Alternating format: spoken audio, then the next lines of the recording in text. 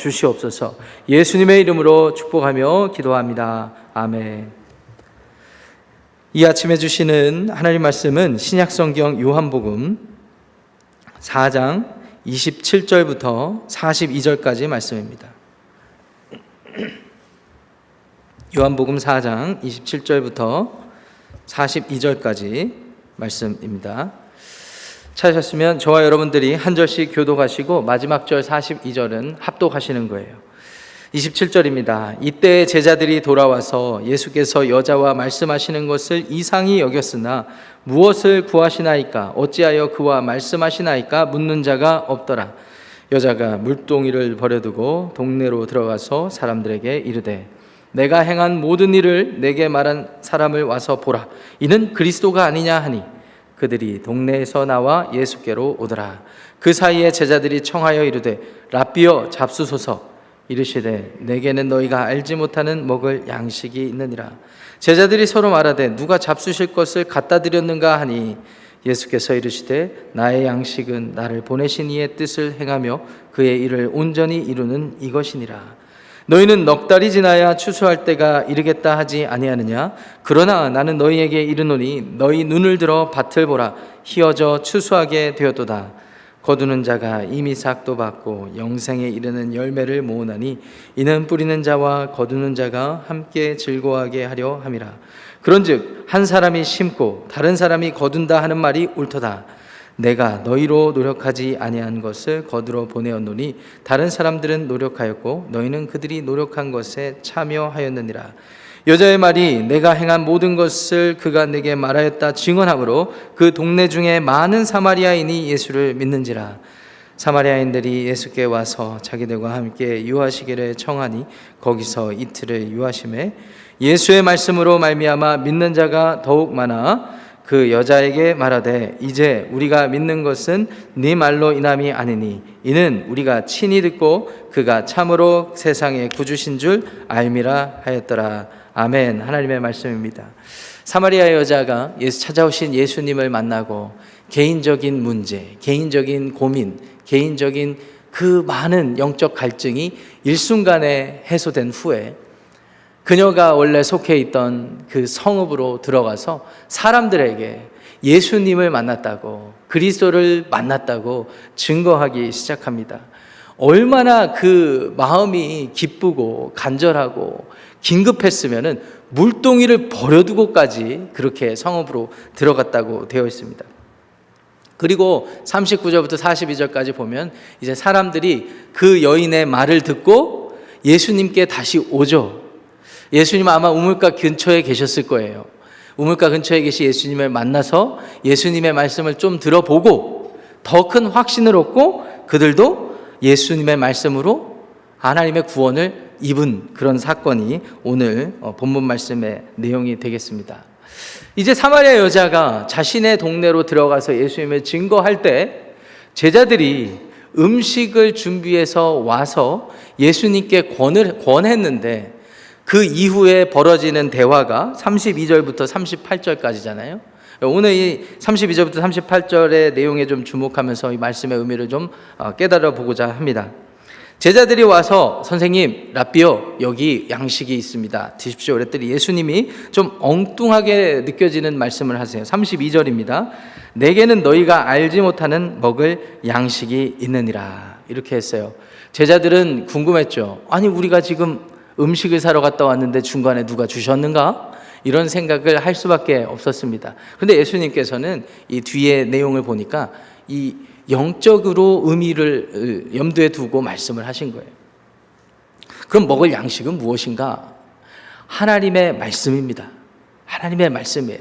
예수님께서 사탄 마귀에게 신명기서 6장 말씀을 인용하시면서 하셨던 말씀 여러분 기억하실 거예요. 돌을 떡으로 만들어 보라고 하니까 예수님 뭐라고 말씀하셨죠? 사람이 떡으로만 살 것이 아니요 살아계신 하나님의 말씀으로 살 것이다. 이렇게 말씀해 주셨잖아요. 하나님의 말씀이에요. 여기서 말하는 양식은 하나님의 말씀이에요. 그러면 하나님의 말씀은 성경책이 하나님의 말씀입니까? 아니요. 하나님의 뜻, 더 구체적으로 말씀드리면 하나님의 뜻을 행하는 것이 우리를 살아가게 하는 양식이 되는 것입니다. 여러분, 우리가 우리 생각과 판단대로 인생의 많은 일들을 경영하고 수고하고 노력하며 살아가지만 영적인 갈증이 있잖아요. 공허함과 허무함이 있잖아요. 그런데요, 우리가 구원받은 하나님의 자녀들이 하나님의 뜻을 분별해서 하나님의 뜻에 순종해서 그 일에 자신을 내어드리고 헌신하면요, 세상적으로 볼 때는 많은 일이 어렵고 좌절되고 낭망되는 일들이 더 많은데 무엇인지 모르겠지만 우리 마음속에서부터 샘솟는 기쁨이 있고 소망이 있고 확신이 있어요. 이것은 누가 줄 수도 없는 거고 누가 뺏어갈 수도 없는 겁니다. 그것이 우리 그리스도의 제자된 하나님의 자녀된 거듭난 사람들이 오늘을 살아가는 양식이 되는 거예요. 여러분, 이 양식을 오늘도 많이 드시길 바랍니다.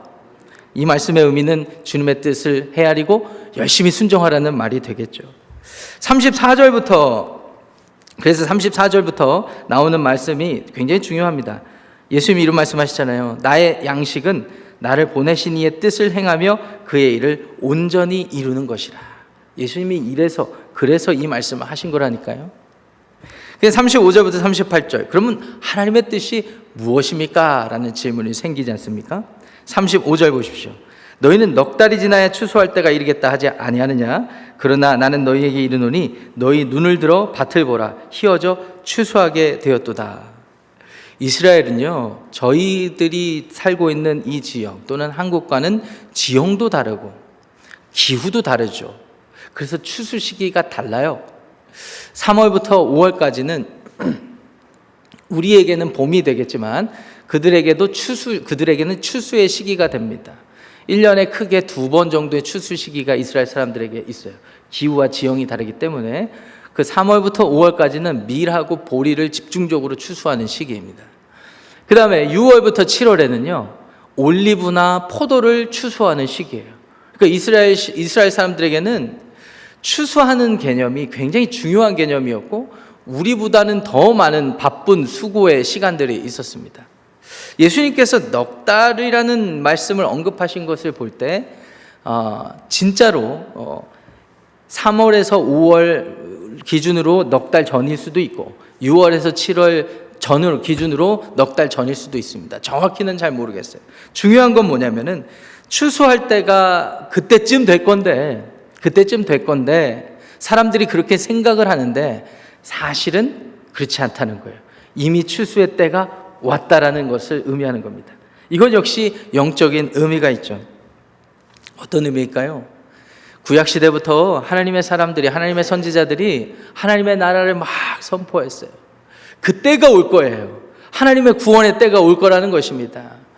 그런데 지금 예수님과 함께 동행하고 있는 이 제자들에게는 그 때가 막연한 때가 아니라 이미 자신들의 눈앞에 온 때예요. 온 때예요. 그러면 또 다른 질문입니다. 예수님이 왜 추수를 언급하셨을까요?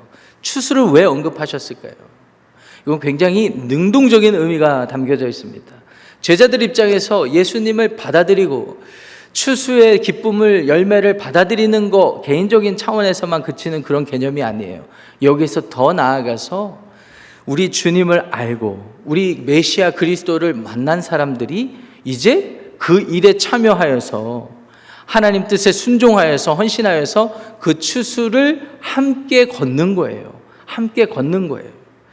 그러니까 우리 시대의 용어로 얘기하면 구원받은 사람이 자신이 구원받은 자리에만 머무는 것이 아니라 하나님의 구원이 확장될 수 있도록 자신을 내어드리고 전도하고 선교하고 누군가를 섬겨서 하나님 나라의 백성으로 삼는 일에 동참해야 된다라는 의미입니다. 36절, 37절 말씀 보시면은요, 거두는 자가 이미 싹도 받고 영생에 이르는 열매를 모은다 이렇게 말씀을 하셨어요. 그러면서 뿌리는 자와 거두는 자가 함께 즐거워하게 된다 이렇게 되어 있습니다. 예수님, 저는 한 번도 하나님의 나라가 이루어지는 것에 대해서 기대는 했지만 제가 여기까지 오는 모든 구원의 역사 가운데 한 일이 없습니다. 아니야. 예수님의 말씀의 의미가 하나님이 작정하신 일이 나를 통해서 이미 이루어졌고 너희들은 은혜로 그 구원을 받았어. 거두는 자, 뿌리는 자는 이미 이 일들을 다 했어. 이 일들이 이루어지기까지 하나님의 사람들이 말씀을 증거하고 예언을 선포했기 때문에 그 뿌리는 자들의 역할이 여기까지 다 됐어. 이미 이 일이 이루어졌어. 그 일의 은혜로 구원을 받은 너희들도 같이 동참할 수 있어. 그 자격이 있어. 나 때문에. 그렇기 때문에 너희도 함께 즐거워할 수 있는 거야 라는 의미가 여기에 담겨 있는 겁니다. 뿌리는 자와 거두는 자가 함께 즐거워하는 거예요. 예수님, 복음 증거하는 사람, 복음 듣는 사람 모두가 이 즐거움에 참여하는 것이죠. 한 사람이 심고 다른 사람이 거둔다라는 말 자체가 유대인들의 그런 속담처럼 이들의 문화 가운데는 각인된 개념이었어요. 누구는 심고 누구는 거둔다라는 개념, 이거 충분히 있는 일이지 않습니까? 옛날 한국의 농경 문화에서도 이런 일들이 있었어요. 그러면서 38절에 보면 내가 너희를 노력하지 아니하는 것을 거두러 보내었나니 다른 사람들은 노력하였고 너희는 그들이 노력한 것에 참여하였느니라. 여기서 중요한 말씀이 참여하는 거예요. 참여하는 거. 다른 노력하지 않았어요, 제자들은. 그렇지만 예수님이 대속하셨어요. 그리고 노력하지 않았는데, 알려고 노력하지도 않았는데, 깨달을 능력도 없었는데 하나님께서는 구속의 역사 가운데 많은 사람들을 보내서 하나님의 뜻, 구원의 뜻을 밝히 알려주신 거예요. 그래서 참여하게 된 겁니다. 근데 이게 끝이 아니라 여기서 이 말하는 참여라는 말은 이들이 구원의 기쁨에만 참여한 것이 아니라 이 일에 참여하게 되었다는 것입니다. 참여하게 되었다는 것입니다. 정리해서 예수님의 말씀을 정리해서 요약하면 이렇습니다. 하나님의 뜻은 하나님의 백성들이 하나님께로 돌아오는 것입니다. 그 일을 위해서 예수님께서 오셨어요. 십자가에서 죽으셨어요. 그 사실을 받아들인 믿음의 사람들이 이제는 그 일에 참여하는 거예요. 목사님, 저는 이래서 안 됩니다. 저래서 안 됩니다. 목사님, 제가 복음 증거를 10년 동안 해봤는데 한 명의 열매도 없습니다. 낙심됐습니다. 저는 아마 복음 증거의 은사가 없나 봐요. 누군가에게 예수님을 소개하는 것에 은사가 없나 봐요. 능력이 없나 봐요. 전혀 그렇지 않아요. 저희는 모든 믿는 자들이 이 일에 참여해야 된다는 사실을 기억해야 됩니다. 아유, 참 수고롭군요, 목사님. 저는 그럼 신앙생활 안 하렵니다. 그게 아니에요. 그렇게 안 하시면 여러분들은 죽게 되는 겁니다. 양식이 없으니까 죽게 되는 거예요. 굶어 죽는 거예요. 사랑하는 성도 여러분, 오늘도 주님의 음성에 순종해서요, 여러분 주변에 가족들 가운데 또 이웃들 가운데 하나님을 모르고 예수 그리스도의 복음을 모르고 그것 때문에 힘들어하는 분들, 특별히 팬데믹 상황 가운데 힘들어하는 분들 위해서 기도해 주시고 그들에게 복음 전해 주시고 위로해 주시고 그들의 삶이 회복될 수 있도록 섬겨 주시기를 주님의 이름으로 부탁합니다. 다른 사람이 노력한 것을 거두게 될 때 얻는 기쁨은 이루 말할 수가 없습니다. 제가 말씀 준비하면서 이거는 꼭 나눠야겠다 싶어서 이 간증을 짧게 나누고 마치도록 하겠습니다. 제가요, 과거에 캠퍼스 타운의 한 지역교회를 섬긴 적이 있어요. 그래서 그 교회를 섬기는데 청년부하고 유스를 섬겼는데 주중에 저의 일과는 너무 심플합니다. 그 교회 주변에 한 5캠퍼스가 있는데 5 대학 캠퍼스에 매일 나가 있는 거예요. 아침부터 저녁까지. 그곳에서 설교 준비도 하고 말씀 묵상도 하지만 그곳에 있는 우리 교회 청년들과 또 성역 공부 모임을 만들어서 같이 또 나누고 다른 사람들도 초대하고 또 그곳에 그 교회에는 적지 않은 교수님들이 계셔서 각 대학의 교수님들이 계셔서 교수님들은 또 식사 모임도 하고 또 소개도 받고 해서 그런 일들을 했어요. 저는 너무 행복한 시간들이었어요. 너무 행복한 시간들이었던 게 저는 대학교를 한국에서 다녔잖아요. 유학은 대학원 시절부터 시작했기 때문에 제가 마치 대학을 다니는 것만큼 착각을 했었던 것 같아요. 정확히 4년을 그렇게 살았거든요. 그러니까 대학교를 다녔죠. 대학교를 다녔어요. 근데 저한테 가장 기뻤던 추억은 뭐냐면 그 짜투리 시간에 전도를 하게 된 거예요. 전도를 한국 사람, 미국 사람 할 것 없이 컨택되면 말을 걸고 예수님을 소개하고 교회를 소개하고 이런 시간들을 많이 가졌어요. 그러던 어느 날 정말 누가 봐도 준수하고 괜찮은 형제를 만났어요. 딱 보니까 한국 사람 같아요. 그래서 다가가서 대화를 하고 친해졌어요. 그리고 복음을 전했는데 이 형제가 받아들였어요. 그리고 정말 믿기지 않을 정도로 이 형제가 교회로 인도돼서 그 해에 그 해 추수감사절 때 침례를 받게 됐어요. 이제 내일이면 침례 받는 날이에요. 추수감사 주일 그날. 근데 그 전날 토요일 날 제가 그 교회로 부임하기 전에 사역했던 8년 반 동안 사역했던 교회 목사님 딸이 결혼한다고 그래서 그 결혼식에 참석하러 갔습니다. 근데 결혼식에 그 오래전에 제가 양육했던 아이들을 다 만나게 되잖아요. 이제 다 커가지고 10학년 때 만나서 저랑 같이 제자훈련하고 했던 이 유스 아이였는데, 이 아이가 이제 대학 다니는 때까지는 제가 함께 했었는데 그 이제 대학 졸업하고 이후에 벌어지는 일들에 대해서는 제가 몰랐어요. 반갑게 만나서 이렇게 대화를 하는데 이 아이가 너무 잘 컸더라고요. 그래서 UT 어스틴 텍사스 주립대 그 지역에서 좋은 직장을 잡아서 하는데, 직장은 사이드 잡이고 거의 교회 사역 그리고 캠퍼스 사역에 올인해 있더라고요. 그러면서 오랫동안 그 일을 했는데 목사님 이제 힘들고 낙심돼서 저 더 이상 이 사역을 내려놓으려고 합니다. 그렇게 얘기를 하는 거예요. 저는 그날 그 모든 소식을 다 들었는데 내가 사역자로 이런 일들을 하고 있다라는, 그래서 마음이 기뻤다가 이제는 그만한다고 그래요. 그래서 왜 그러냐 했더니 열매도 없고 또 뭐 직장은 직장 일대로 힘들고 내가 어느 순간에는 뭐 하려고 내가 이 일을 하나, 이런 낙심이 들어서 안 한다라는 겁니다. 그래서 오랫동안 대화를 나눠봤어요. 그 형제가 눈물까지 짓게 되었습니다. 근데 그 대화가 길어지다 보니까 그 대화 가운데 어떤 대화가 있었냐면은 자기가 얼마나 수고를 했는지, 이 정도까지 수고했다면서 말을 하는데 어느 정도였냐면 자기 캠퍼스에 누구 한 사람이 보여서 한국 사람인 것 같아서 그 형제예요, 형제. 내가 이 사람을 놓고 내가 주님처럼 수고하고 헌신하겠다고 다짐을 하고 1년 동안 이 친구가 영어도 안 되고 유학을 와가지고 영어도 안 되고 힘들어하는 걸로 자기가 보고 가가지고 끝까지 도와줬다는 거예요. 1년 동안.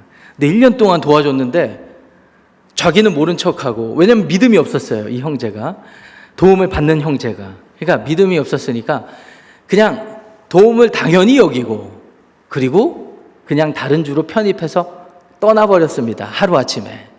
그러니까 이 친구가 너무 좌절되고 낙담되고 공허하고 막 분노하게 되었다라는 거예요. 그래도 자기는 하나님 믿는 사람이니까 이 형제에게 그렇게 얘기해 줬답니다. 다른 주로 가거든 다른 건 몰라도 꼭 교회를 다니라고 그렇게 얘기해 주고 빠이빠이 했어요. 빠이빠이 했어요. 그리고 2년이 지났는데 그렇게 빠이빠이 형제가 다음날 침례를 받게 되는 거예요. 다음날.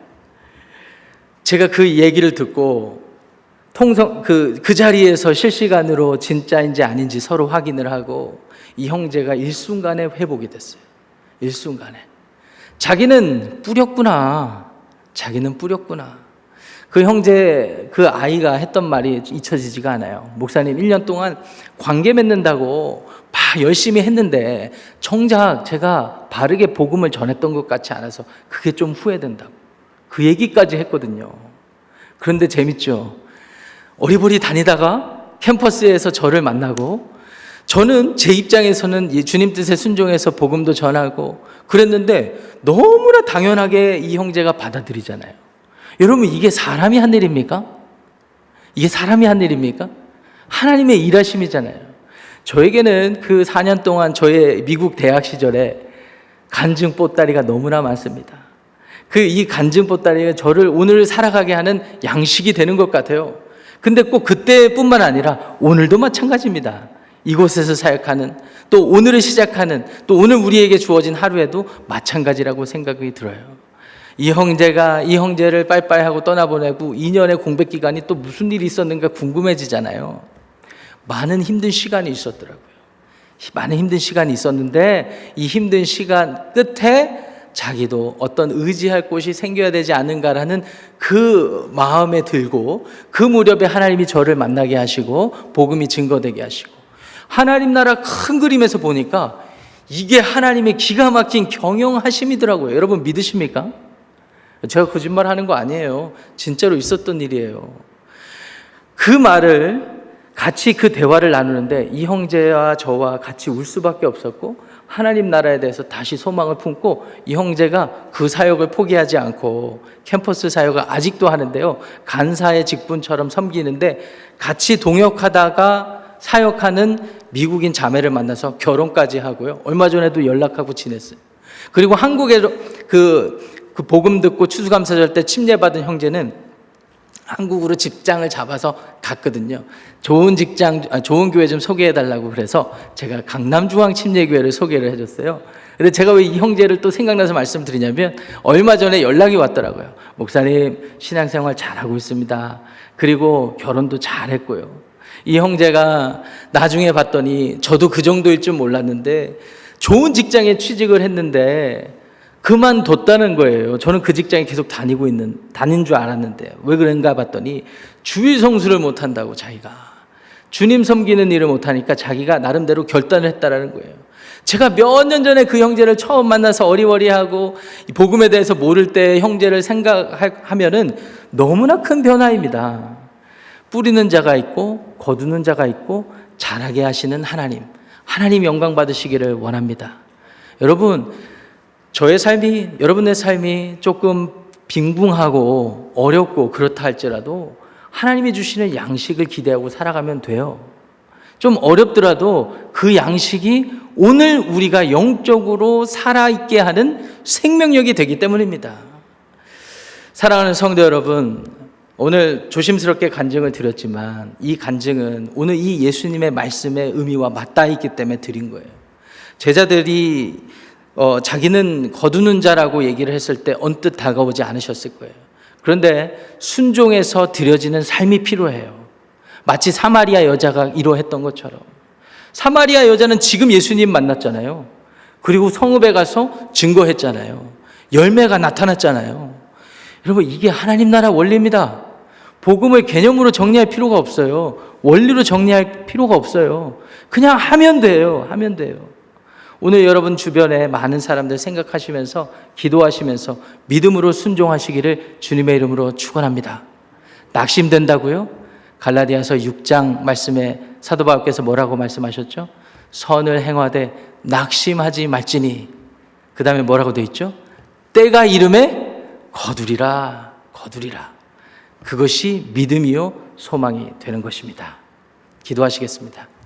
하나님 아버지, 오늘 예수님의 말씀을 기억하고 사마리아 성읍에 있었던 역사적인 사건을 우리가 기억합니다. 하나님께서는 예수 그리스도를 십자가에 못 박히시기까지 많은 일들을 계획하시고 이 일들을 나타내셨는데, 그것을 깨달은 사람들이 이 복음을 선포하고 말씀을 선포했기에 오늘 우리도 구원의 은혜를 받았습니다. 하나님, 뿌리는 이는 따로 있고 거두는 이가 따로 있는 그런 개념을 떠나서 우리가 뿌리거나 거두는 많은 사람들이 이 복음의 기쁨에, 열매의 기쁨에 같이 참여할 수 있다는 사실을 기억하고, 오늘 우리에게 주어진 사람들, 우리에게 맡겨진 많은 사람들을 위해서 기도하며 그들에게 복음 증거하고 예수 그리스도의 사랑을 나타내게 하여 주시옵소서. 예수님의 이름으로 축복하며 기도합니다. 아멘. 하늘에 계신 우리 아버지여, 이름이 거룩히 여김을 받으시오며 나라가 임하시오며 뜻이 하늘에서 이루어진 것 같이 땅에서도 이루어지이다.